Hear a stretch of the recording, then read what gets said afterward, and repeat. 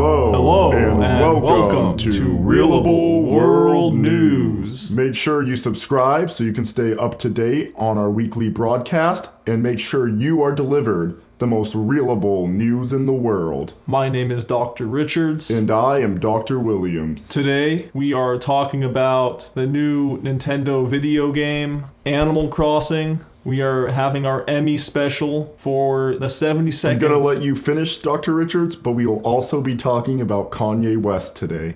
Wonderful. You can finish now. We are also talking about the 72nd Emmy Awards. Wow, 72 already? It's hard to think that there's that much television where you need 72 award shows to... You would think that the very first Emmys would have decided the end-all be-all best television show. What's the point of the other ones? Now, before we talk about the 72nd Emmys award show, we will be talking about Animal Crossing New Horizons for the Nintendo Switch. I love playing that game with my little cousins. Yes, the game is very popular amongst people in your little cousin's age range. And this news article is all because Animal Crossing is under controversy for false advertising. What could people be so upset about? There's not a lot to do in Animal Crossing. A big-time, famous genetical engineer purchased the Animal Crossing game thinking you would be doing exactly that, genetically crossing animals together. I can see why someone would be so upset. Imagine thinking you're going to get an educational game, but all you can actually do is talk to animals and decorate your wall for the 57th time. I'm upset. Well, that's pretty much the gist of the story. And I was hoping too that there would be a roadkill aspect in this new Animal Crossing. That's true. The game is basically false advertising twice. Yeah, I haven't been able to run over any of my little squirrel villagers with my truck yet. I don't even think there are trucks on Animal Crossing. Wait, what game have I been playing? I have no idea, but once again, that's pretty much the gist of the story. We will now begin our highly anticipated and long-awaited Emmy special for the 72nd Emmy Awards. It was a great award show. Last month, we reported on how Adam Sandler was nominated for every single award in every single category to make up for his 2019 Oscar snub. That was a crime. His role in Uncut Gems might have been the best role in history since his role in Jack and Jill. That's what the fans have been saying, and they were outrages. There were riots, there were protests. Now, this time we can update the story and let you know if Adam Sandler won every single award in every single category. He did. Oh yeah, spoiler alert, but he did. Every single one. He won Best 2D Animator, The best composer, Best Set Designer, best actress, Best Actress, again, this time as supporting. The only one he lost was Best Comedian. but that's no surprise to anybody. Not at all. The other big surprise from the 72nd Annual Emmy Awards was Malcolm in the Middle, a show from the early 2000s, had a theatrical IMAX release. It was a 65-hour marathon of all 7 seasons of the show. Are you telling me people actually sat in theaters and watched 70-something hours? It was actually 65 hours. During a pandemic of all times, people went into theaters and watched 64 hours of Malcolm in the Middle. Yeah. The Malcolm in the Middle IMAX release got almost as many awards as Adam Sandler. I think it is one of the best shows of all time. I'm not disagreeing with you, but I'm disagreeing with you. I had a hard time realizing what this re-release actually did to make it a 2020 contender. Did they add 3D?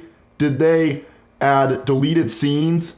Did they reimagine it or remaster? What exactly makes this special? Aside from it being projected on a gigantic IMAX screen, there was a CGI team involved making all of the characters diverse. Wow. Some might remember the all-white cast from the original show, but in the IMAX release, Bryan Cranston's character Hal turned into a black man. This is really confusing because I heard Frankie Muniz's character was turned Chinese. That's because Lois, the mom, was turned Chinese. You can only imagine the wonderful blend of mixed race that Malcolm, Francis, Reese, and even little Dewey are now in this IMAX release. Wow, I can now see the hype, and I hope to catch a showing soon. Awesome. If Adam Sandler and Malcolm in the Middle sweeps the Emmys, is there any winners left? We have one more story, but it is not as fortuitous as the last two. Uh-oh, this one's a doozy. The opposite of a Emmy sweep, Seth Rogen once again has won absolutely 0 awards. I don't think that's a surprise to anybody, including Seth Rogen. He puts so little effort into anything he does. That is very true. Seth Rogen's been attached to a lot of good projects even.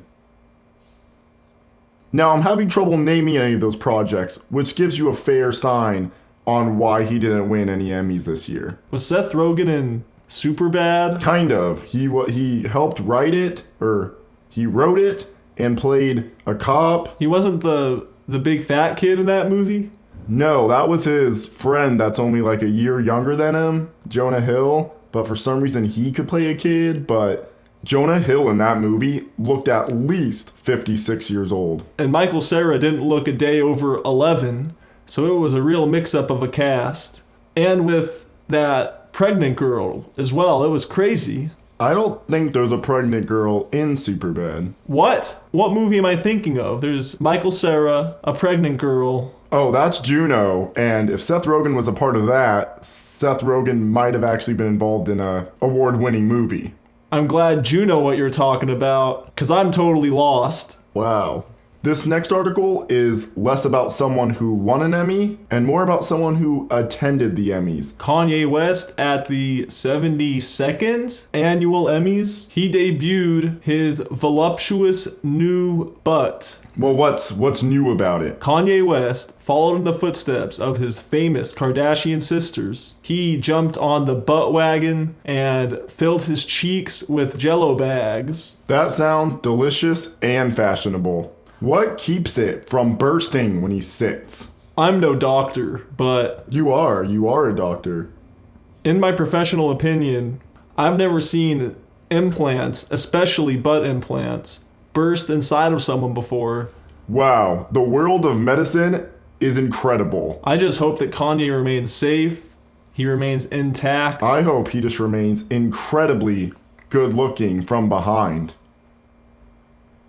Wow, what a great news week. I guess it's time for the weather. For this week's world weather, we are going to talk about whether California's new law planning to ban gas-fueled cars in 15 years will save the world weather. I can't imagine it will. There was that new doomsday clock in New York that said we had 7 years left before the Earth died. Making a change in just California, 15 years, a whole 8 years after the end of the world, sounds a little bit unproductive. Feel free to donate to the Realible World News team so we can afford to drive Teslas and change the world a lot sooner than California plans to. I would love to get my hands on that Tesla truck. I'd love to get my hands on anything other than my 1997 Nissan. Wow, the weather is crazy. Now even more crazy. Dr. Richards, can you lead us with the daily astronomic report? Last week I felt blindsided, so I went to a Chinese food restaurant and the fortune cookie said, in 2 weeks, be careful, you might hurt yourself unless you wear sturdy shoes. Wow, are you trying to say we need to make sure we don't slip and fall too much into the next week? Dr. Williams, I'm not sure what I'm trying to say at all. I just feel very uneasy. Wow, thank you for sharing this warning. Thank you guys all for tuning in. And next time, we'll be sure not to talk about the Emmys at all. Don't forget to subscribe so you can hear more news that's not about the Emmys. And comment down below on your opinion about how, as a black man in Malcolm in the Middle, let us know if it made you a little bit uncomfortable, not because you don't like black people, but because watching them on the movie screen made you a little bit uncomfortable. I would have seen it if it was in 3D. I would have. That would have been a great way to change up the series. I think it was fine. I really think it should have been in 3D. Let's let the viewers decide. Give this video a thumbs up if you wish Malcolm in the Middle was 3D, and give it a thumbs down if you wish it stayed exactly how it did. Dr. Richards, Dr. Williams, signing off.